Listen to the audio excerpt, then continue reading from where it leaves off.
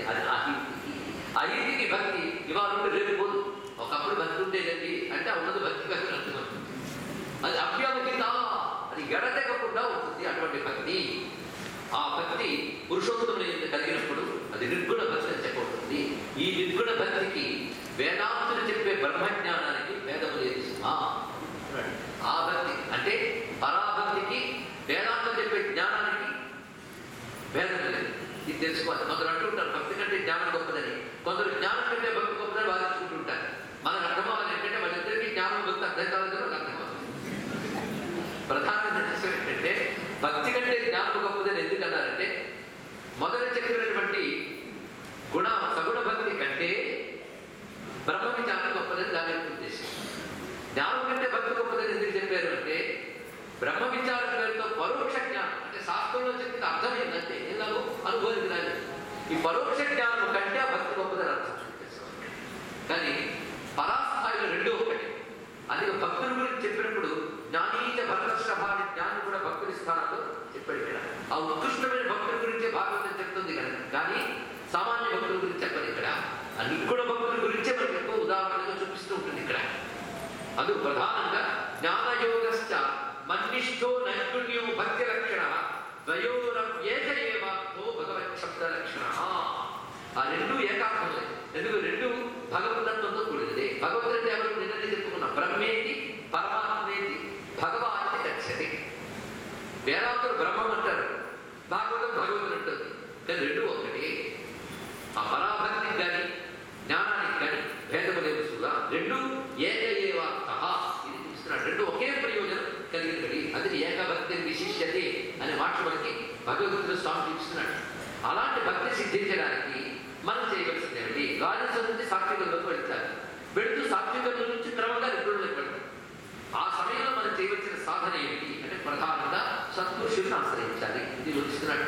సత్పురుషులు ఎలా ఉంటారు? ఓట్లు పెట్టి తిరుగుతారా? తిరిగితే సత్పురుషుడు కాడే.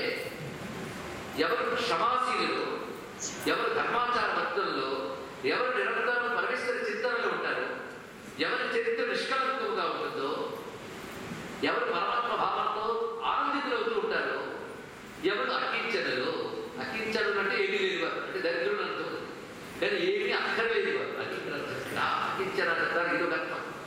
అది ఏది అక్కర్లేదు. బ్రహ్మంతో తాళాంటి ఏం కావాలని అలాంటి వారు సత్పురుషులు.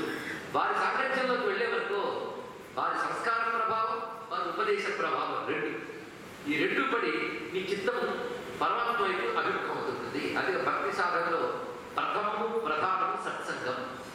పరీక్షిత్ మహారాజు కూడా అదే లభించింది. నారదుడు వారు దాని బట్టి ధరించారు. నిన్నని మనం చెప్పుకున్నాం. మహత్సంగస్థ దుర్లభో అగమ్యం అమోఘస్థ అని భక్తి సూత్రాలు కూడా స్మరించుకున్నాం. అలాంటి సత్పురుషుడిని ఆశ్రయిస్తూ నిషేవిత నిమిత్తేన స్వధర్మేణ మహిత్యస క్రియాయోగేన సస్తేన నాతి హింసేన నిత్యసః.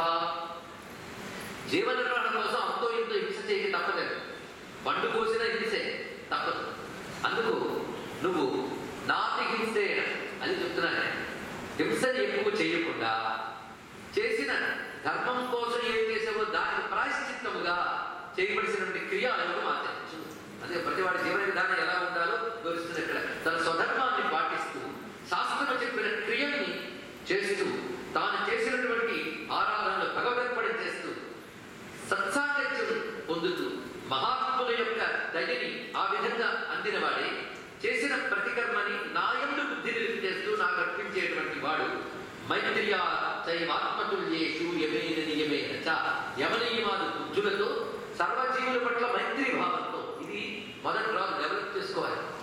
మహా పండితులకు కూడా మైత్రి భావం రావడం మహా కష్టమండి. ఈర్ష్య, అసూయ, దంభం ఇవి పాండిత్యంతో పాటు పెరుగుతున్న వారిని మనం లోకంలో చూస్తూ ఉంటాం. మన శాస్త్రములు చదివినంత మాత్రమే వీటిని జయిస్తారని లేదు. వీటిని జయించినంత వరకు శాస్త్రజ్ఞానం వల్ల ప్రయోజనం లేదు. అది భక్తి సాధకుడైన వాడు వీటిని జయించే ప్రయత్నం చేయాలి. అది ఎవరిలోనైనా నేనే ఉన్నానని తెలుసుకుని అందరిలో ఉన్న నన్ను ద్వేషించకుండా ఉండాలి. అంటే ఎవరు ద్వేషించినా నన్ను ద్వేషించినట్లే. అది ద్వేషభావాన్ని విడిచిపెట్టేవాడే గొప్ప భక్తుడు. ఈ మాట చెప్తూ ఉంటే ప్రపంచానికి ఈ నాగరికతలేని కళ్ళు తెరవని కాలంలోనే ఇంత మానవతా దృక్పథాన్ని ఉపదేశించిన భాగవత మాత నమస్కారం చేసుకుంటారు. ఎందుకంటే ఏం కావాలి? ఇది పిల్లలు చెప్పండి పాఠశాలల్లో, ఇది పిల్లలు చెప్పండి, ఇది విద్యా సంస్థల్లో బోధించండి, మీ పిల్లలు పవిత్రులు అవుతారు. అలాంటి పిల్లలతో వాడి పెద్దవాళ్ళ ఏర్పడే సమాజం పవిత్రమవుతుంది. కనుక లోకానికి శాంతి కావాలంటే భాగవతం పాఠాలుగా పిల్లలు చిన్నతనం నుంచి చర్చించాలి. ఈ శ్లోకం చాలా ద్విషకం పరకాయేమా మానినో భిన్న దర్శన భూతేషు బద్ధమైనస్య నమన శాంతి ముచ్యతి అహముచ్చావతే ద్రవ్యై క్రియయోత్పన్నయానకే నైవ దృశ్యే అర్చితోచ్చాయ భూతగ్రామ అవమాన. నాకు గొప్ప మాట చెప్పాడు కదా, అందరి శరీరంలో నేను ఉన్నప్పుడు ఎవరిని ద్వేషించినా నన్ను ద్వేషించినట్టే. కనుక ఎవడైతే ఇతరుల ద్వేషాన్ని కలిగి ఉంటాడో వాడి శాంతిని పొందడు. వాడు నన్ను విగ్రహారూపములతో పెట్టుకుని అల్ప ద్రవ్యములు అధిక ద్రవ్యములు తెచ్చి ఎంత ఆరాధనలు చేసినప్పటికీ కూడా నేను తృప్తి చెందాను. ఇతరులు ద్వేషిస్తున్నంత కాలం మనం ఎన్ని కుంకుమ పూజలు చేసినా, ఎన్ని ఆభరణాలు అలంకరించినా, అభిషేకాలు చేసినా భగవంతుడు సంతోషించనని తానే చెప్తున్నటువంటి ఎందుకంటే నైవ దృశ్యేర్చితోచ్చాయ భూతగ్రామ అవమానిన. అందుకు ఏ ప్రాణికోటిని హింసించరాదు, అవమానించరాదు. భక్తి మార్గంలో ఉన్నటువంటి వాడికి ఇది ప్రధానమైన అంశం సుమా. ఇది వివరాన్ని బోధిస్తూ ఇవి చెయ్యకుండా కేవలం సంపాదించడం, తినడం, తనను సుఖపెట్టేటువంటి భార్యా పిల్లలు సుఖ పెడతారేమో ఆశతో వాళ్ళని పోషించడం, ఇదే జీవన పరమార్థంగా బతికే వాళ్ళు ఉంటారే వాళ్ళని గృహభృతులు అంటారు. ఈ చాప్టర్ ఒకటి ఉందండి. వాడు గృహస్థులు వేరు, గృహభృతులు వేరు. మన గృహభృతులలో గృహస్థులు డెఫినేషన్ ఇస్తాడు ఈయన, అప్పుడు తెలుసుకోదు, బయటకు చెప్పదు. గృహస్థులు అంటే గృహస్థ ధర్మాన్ని స్వీకరించి శాస్త్రము చెప్పిన దేవ పితృ ఋషి మనుష్య భూత యజ్ఞములు చేస్తూ ఎవడైతే ఉంటాడో వాడు గృహస్థుడు. గృహవ్రతులు అంటే వాటన్నింటినీ అటక ఎక్కించేసి సంపాదించడమే ప్రధానాన్ని పెట్టుకుని నిరంతరం దానపత్ర చింతన చేస్తూ ఇంకా ఇంకా సుఖపడాలని సంపదను సమీకరించుకుంటూ దానికి గృహము వేదికగా చేసుకునేవాడు గృహవ్రతుడు. ఈ గృహవ్రతులని తిట్టడం భాగవతం యొక్క పెద్ద లక్ష్యం. అందుకే తర్వాత వచ్చిన హీరో గారు తింటారు గృహవ్రతులై విషయం ప్రవిష్టులై. దాని ముందు కబ్రాజు తింటున్నాడు, చాప్టర్ తింటాడు. ఆయన ఒక్క మాటతో వదిలేశాడు. మొట్టిపోయినది మనకే. ఎలా జీవిస్తారా అంటే గృహేషు కూట ధర్మేషు, బయటకి ధర్మంలా కనబడుతుంది. ఏమండి భార్యను పోషించకూడదా, సంపాదించకూడదా, ఎవడొద్దంటాడండి అంటే మహాపాపం. వాడిని విడిచిపెడితే నరకానికి కోసం. కానీ అది అర్థం పెట్టుకుని నువ్వు చేస్తున్నది కేవలం భౌతిక. అందుకే గృహేషు కూట ధర్మేషు అని మాట చెప్పాడు. జంత భాగవతంలో గృహస్థ ధర్మంలో పెద్ద చాప్టర్ ఉంటుంది, కానీ అవన్నీ వివరిస్తే సమయం చాలా కదా. వీటి నెపంగా అవన్నీ చెప్తున్నాడు. గృహేషు కూట ధర్మేషు దుఃఖతంత్రేషు. అది దుఃఖతంత్రం అంటే అప్పటి సుఖాల కోసం అనిపిస్తాయి కాబట్టి దుఃఖాన్ని కలిగించేవే. ఏమి సుఖానికో నువ్వు ఏమి సుఖమవుతాయని పోగు చేసుకుంటున్నావో అవి పరిణామాలు దుఃఖాన్ని ఇచ్చేవే.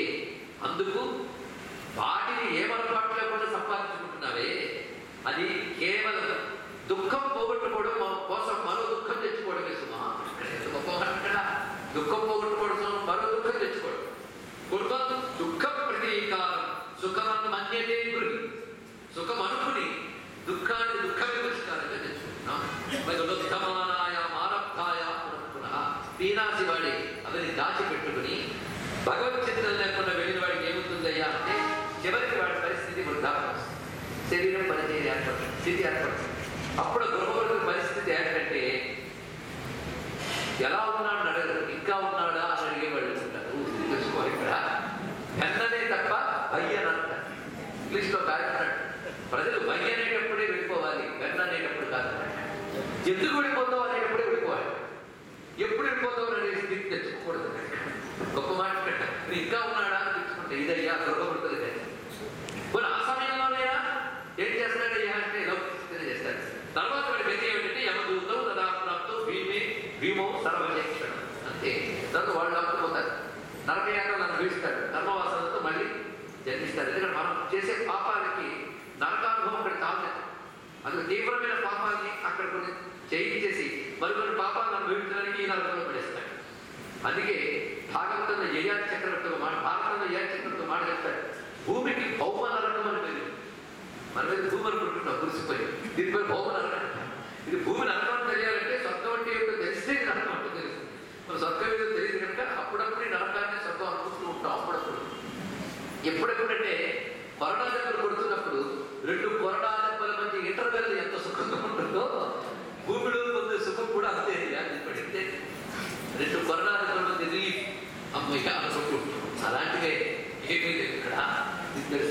మొత్తం జీవిత చిత్రాన్ని చూపించాడు.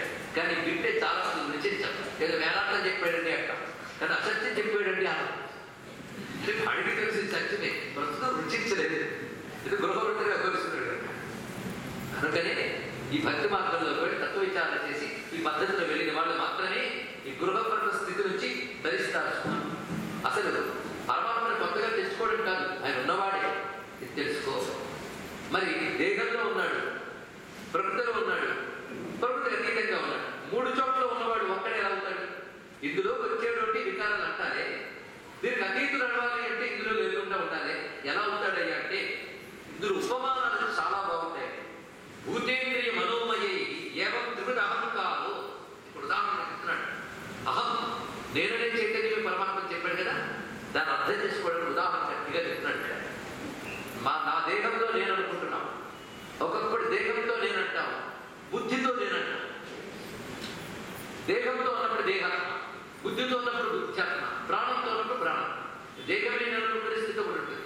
ఒకప్పుడు మనస్సుతో నేను అనే భావం ఉంటుంది. ఎందుకు మనస్సులోనే నేనుంది, దేహంలో నేనుంది, అంటే 2 నేనులు ఉన్నాయా? అలాగే ప్రపంచం అంతా నేనుగా వ్యాపించిన వాడు ఒకడు ఉన్నాడు. 3 నేనులు ఉన్నాయా? ఉన్నది ఒకటే నేను.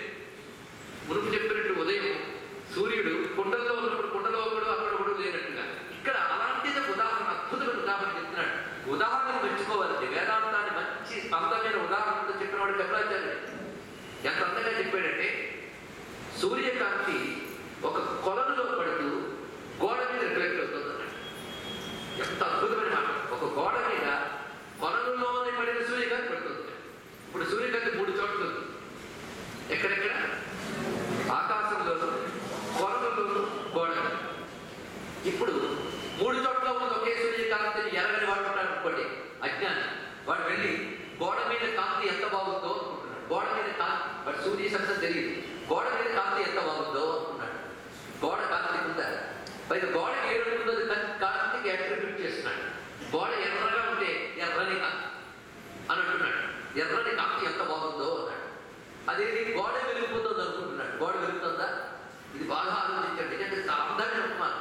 గోడ వెలగట్లేదు, కానీ గోడ వెలుగు కనబడుతుంది. కానీ గోడ వెలుగుతుంది అనుకోవడం తప్పేం లేదు, తప్పేం లేదు. కానీ ఒప్పు కాదు. కానీ గోడ వెలుగుగా ఉంది అనుకో అన్నాడు. కొంతసేపటి వాడు తెలిపించి గోడ మీద వెలుగు కదులుతుంది అన్నాడు. సంతోషం.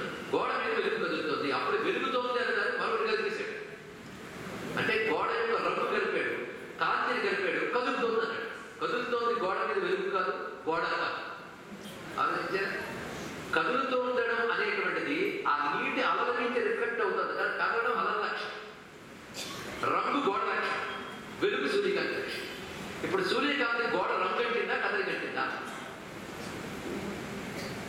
చిన్న ఉదాహరణ ఏంటంటే, నేను ఉపనిషత్తులు ఏం చెప్పట్లేదు, భయపడదు. ఇప్పుడు అర్థమైపోయింది కదా, అది అలాగే ఉంటుంది. తర్వాత నెమ్మదిగా చూసాడు, అరే గోడ కలగట్లేదండి, ఈ కోనేరులోంచి కాంతి వస్తుంది అనుకున్నాడు. కొంత బెటర్ ఒకదాని ఉదాహరణ వచ్చాడు. వచ్చి ఏమనుకున్నాడు, అబ్బా కోనేరులో వెలుగు బాగుంది, తర్వాత దాడిపోతుంది, కదిలిపోతుంది, మంచి కీర్తించాడు.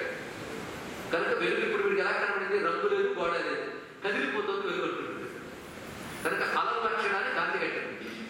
అయింది కదా. కొంతసేపటికి తలపైకి చూశాడు. వెలుగు ఎప్పటికో ఎదిగాడు. సంతోషం. తలపైకి చూడగానే ఆ సూర్యుడికి ఈ గోడ రంగు లేదు, ఈ కదలిక లేదు, ఆయన కాంతి ఇందులో పడుతుంది.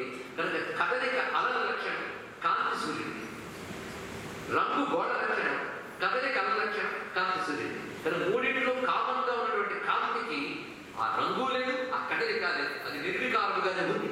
కానీ వీటితో కలియడం వల్ల ఈ వికారం దాన్ని కట్టించుకున్నాను అనుకొని నిర్వికారుడైన పరమాత్మ సూర్యుడు వంటి వాడైతే, ఆయన నుంచి ప్రసరిస్తున్న చైతన్యం అహంకారం అయితే, నా శరీరము గోడ అయితే, నా మనస్సు కోనేరైతే, ఇప్పుడు అర్థం చెప్పడానికి ఏముంది? ఇంత స్పష్టంగా చెప్పాడు. కానీ శరీరం అనే గోడ మీద వెలిగిపోతున్న వెలుగు, మనస్సు అనే కోనేరులో వచ్చిన వెలుగు, ఈ 2 వెలుగులు మూలం నిర్వికారమైన ఆత్మానేశ్వరుడికి కాదు. కానీ మనోలక్షణ వికారాలు ఆత్మకి అంటగడుతున్నాం, దేహ లక్షణాలు అంటగడుతున్నాం. దానివల్ల ఈ 2 తెలుసుకున్నావు, కానీ ఈ 2 వికారాలు నాకు తెలియదు. అదే భూతేంద్రియ మనోగ్రామయ్యి అనే మాటతో ఆ అందంగా చెప్పాడు. ఉపమానాలు చాలా బాగుంటాయి. ఆ తర్వాత ఒక గొప్ప ప్రశ్న ఇస్తుంది తల్లి దేవహూతి. గొప్ప విషయాలు చెప్పగానే శాస్త్రంలో ఒక్కొక్కడు ఒక్కొక్కటి చెప్తారు. ఒక్కొక్క శాస్త్రం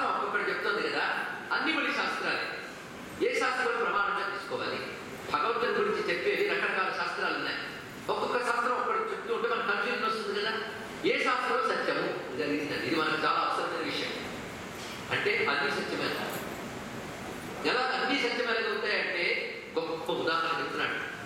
ఒక పాలని మనం చూస్తున్నప్పుడు ఆ పాలు తెల్లగా, చల్లగా, తీయగా ఉన్నాయి.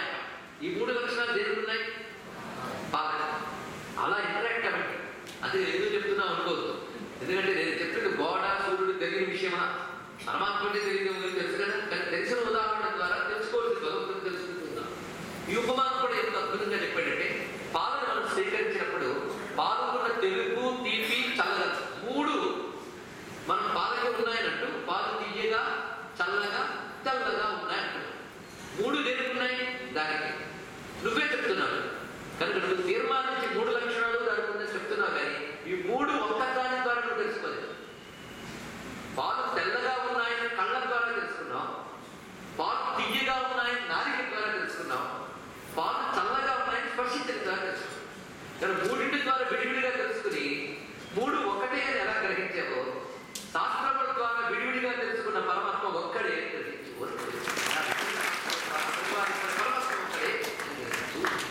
అని ఎంతో చక్కటి ఉపదేశాలు చేశాడు. ఈ విధంగా సాధనాంశములన్నీ చెప్పి ఈ బ్రహ్మమందు నిష్ట కలిగిందు.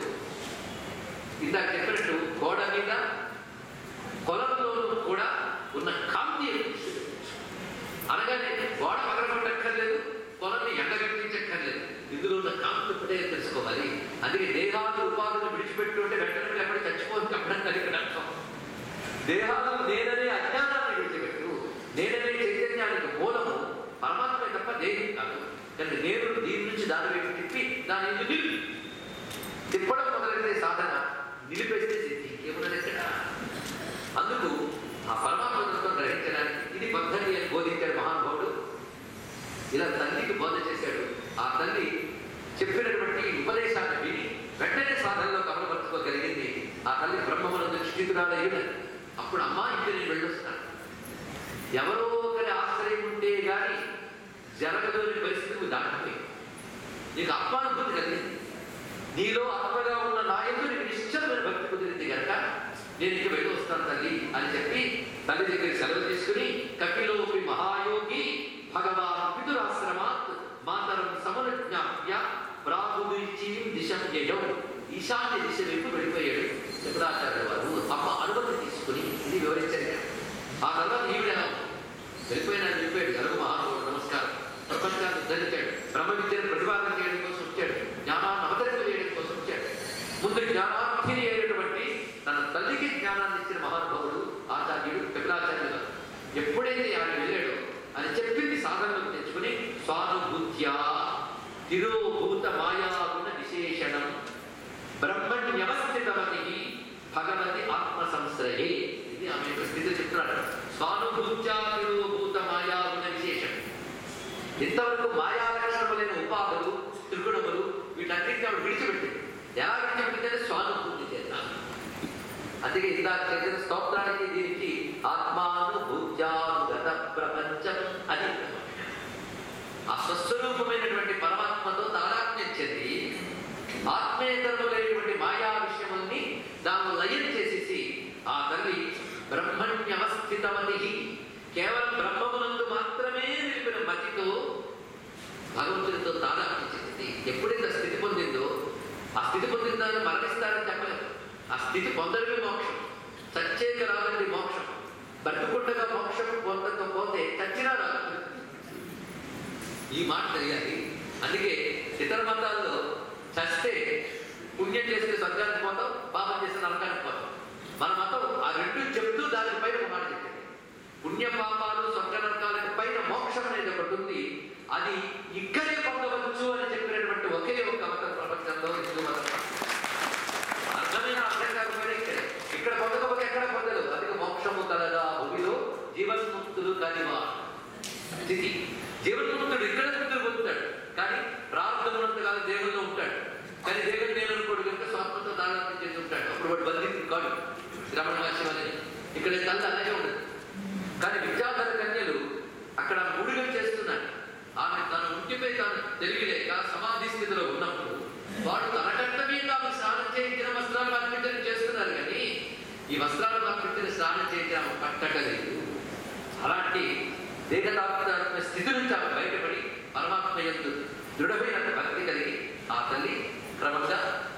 శరీరాన్ని పరిచయించి పరమాత్మతో ఐక్యమైనది అనే విషయాన్ని చక్కగా బోధించారు ఇక్కడ. అలాగా అమ్మకి ముక్తినిచ్చారు ఇక్కడ. సృష్టిలో ఎప్పుడు గుర్తుపెట్టుకోండి, సంతానం ముక్తినివ్వదు. మహా అయితే నరకాల్లో పడకుండా సద్గతులు పడడానికి పనికొస్తుంది. ఏమి కాదు. ముక్తినివ్వగలిగే సంతానం, అందులో తల్లికి కూడా ముక్తినివ్వగలిగే సంతానం మనకు తెలిసే రెండు. ఒకటి కపిలాచార్యులు, తర్వాత హరిశ్చంద్ర భగవత్పాదులు. తల్లికి ముక్తినివ్వగలిగే సాక్షాత్ భగవంతులైతేనే పని చేయగలరు, ఎదురు వాళ్ళ పని చేయలేదు. మహాయుధులు ఆర్థికంగా సంఖ్య పెడితే వాళ్ళు పున్నమ నరకంలోకి వెళ్లకుండా, శాశ్వత నరకాల్లో వెళ్ళకుండా సద్గతికి వెళ్తారు. నువ్వు పాపం చేయకుండా ఉంటే మోక్షం ఎక్కడ? సద్గతుల కంటే పైన అది ఇచ్చిన కొడుకు. ఎంతకంటే గొప్ప కొడుకు ఎవరికైనా ఉంటాడు? తల్లికి మోక్షం ఇచ్చిన కొడుకు కపిలుడి తర్వాత ఇంకెవరుంటారు? అందుకే ఆ కపిలాచార్యుడు వల్ల అంత సద్గతి కంటే పొందింది కనుక ఆ క్షేత్రం చాలా గొప్ప క్షేత్రం. అది ఎవరైనా తల్లి కంటూ కర్మ చేయదలుచుకుంటే ఆ క్షేత్రంలో చేయాలి. గయలో చేస్తే పితరులకు చేస్తారు. పితరులకి తొండరులు కాదు, తల్లిదండ్రులకు ఎవరికైనా చేయండి గయలో. కానీ ఇప్పుడు చెప్పినటువంటి ఈ క్షేత్రంలో ఎక్కడైతే కర్తమ ప్రజాపతి తపస్సు చేశాడో, ఎక్కడైతే నారాయణుని అశ్వభిధువులు పడ్డాయి, ఎక్కడైతే కపిలాచార్యులు వారు అవతరించారు, ఎక్కడైతే కపిలాచార్యుల జ్ఞానోపదేశం జరిగిందో, ఎక్కడైతే ఆ జ్ఞానం వల్ల దేవభూతి సిద్ధురాలయ్యిందో ఆ చోటు సిద్ధాశ్రమం అత్యంత పవిత్రమైనది. అక్కడ మాతృకర్మగానే చేస్తే అక్షయగతులు దొరుకుతాయి. ఆ చేసిన పుత్రుడు ధరించిపోతాడు. ఇప్పటికే జరుగుతుందని దాని మాతృగయ అని పేరు. అక్కడ కర్మ చేసినప్పుడు కళ్ళు ఏడుపు వాళ్ళకి చెప్పే మంత్రాలు. తల్లి గర్భంలో నన్ను భరించు, ఆ తర్వాత నన్ను మోసం తిరుగు, ఎలా నీ రుణం తెచ్చుకోగలరు తల్లి అంటారు. తల్లి రుణం తెచ్చుకోలేని భావం వేదం హృదయం ఎంత దక్కిస్తుంది. అలాంటి సంస్కారంతో బ్రతికింది ఇప్పటి వరకు భారత జాతి. వాటి నుంచి చుతం కాకుండా చూసుకోవాలి. అక్కడ జరిగే మాతృకర్మను చూస్తే ఏడుపు వస్తుంది. తల్లి రుణం తెచ్చుకోలేదు, అది తెచ్చుకోవడానికి అవకాశం అక్కడ చూపిస్తున్నాడు. ఇక్కడ అది మాతృగయ అని చెప్పబడుతుంది. ఇది ఎక్కడుందని అంటే సిద్ధాపూర్ అనే పేరుతో గుజరాత్లో మెహసానా అనే ప్రాంతం, ఇది అహ్మదాబాద్ కొంత దూరం ఉంది. మెహసానా కొంత దూరంలో సిద్ధాపూర్ అని చెప్పబడుతుంటుంది. ఆ పేరుతో వ్యవహరించబడుతుంది. అక్కడ నేటికి కపిల మహర్షి శాస్త్రం ఉన్నది. బిందు సరోవరం ఉంది, సరస్వతి అంతర్వాహిగా ఉన్నది. దివ్యక్షేత్రం ఉంది. అలాగా తల్లిని తరింపజేసినటువంటి కపిలాచార్యుల వారి పాదపద్మాలకు కపిల రూపంతో అవతరించి అనుగ్రహించిన శ్రీకృష్ణ పరమాత్మకు నమస్కరిస్తూ సర్వం శ్రీకృష్ణ చరణారవిందాలకు నమస్తు. మళ్ళీ రేపు ప్రాతకాలంలో 10:30 కలుసుకోండి. స్వస్తి ప్రజాభ్య పరిపాలయంతాం న్యాయేన మర్గేణ మహీం మహీషాః గోబ్రాహ్మణేభ్యః శుభమస్తు నిత్యం. లోకాః సమస్తాః సుఖినో భవంతు. కాలే వర్షతు పర్జన్యః పృథివీ సస్యశాలినీ దేశోऽయం శోభరహితో బ్రాహ్మణాః సంతు నిర్భయాః. అపుత్రాः పుత్రిణः సంతు పుత్రిణः సంతు బహుపుత్రిణः అధనాः సధనాः సంతు జీవంతు శరదాం సుఖమంగళం. కోసలేంద్రాయ మహనీయుగుణాత్మనే చక్రవర్తి తనుజాయ సార్వభౌమాయ మంగళం. వేద వేదాంత వేద్యాయ మేఘశ్యామలపుత్రీ పుంసామోహన రూపాయ పుణ్యశ్లోకాయ మంగళం. వసుదేవ సుతం దేవం కంసచాణూరవర్ధనం దేవకీ పరమానందం కృష్ణం వందే నిర్గురుం సచ్చిదానంద రూపాయ విశ్వోత్పత్యాది హేతవే తాపత్రయ వినాశాయ వాసుదేవాయ మంగళం. శ్రీకృష్ణదేవాయ మంగళం. శ్రీ బృందావన రాధాకృష్ణ స్వామికి బృందావన రాధాకృష్ణ స్వామికి బృందావన రాధాకృష్ణ స్వామికి.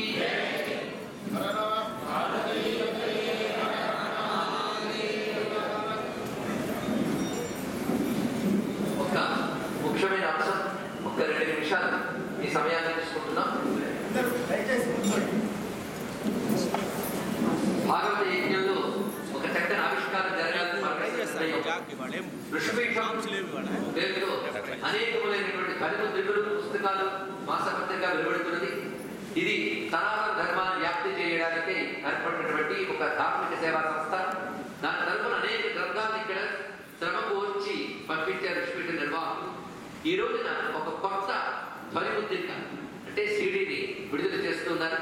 ఇది ఇటీవల హైదరాబాద్లో లక్ష్మీ కటాక్షం అనే పేరుతో భారతం, విష్ణు పురాణం, ఇతరత్రా చెప్పబడినటువంటి లక్ష్మీ తత్వం, ఆ లక్ష్మీ అనుగ్రహం పొందడానికి ఎలా ఉండాలి జీవన విధానంపై ఒక కొన్ని రోజుల పాటు చెప్పినటువంటి ప్రవచనాన్ని ధ్వనిముద్రిక చేశారు. అది ఇవాళే విడుదలైంది. అది ఈ భాగవత వేదికపై విడుదలవ్వడం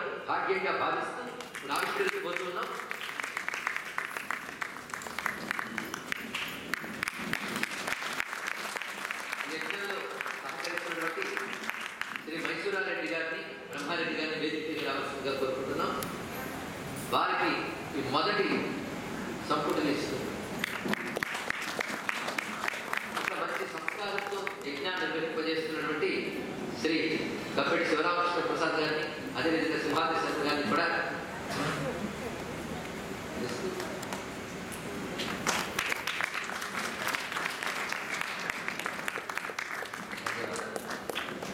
శ్రీకృష్ణ పరమాత్మకి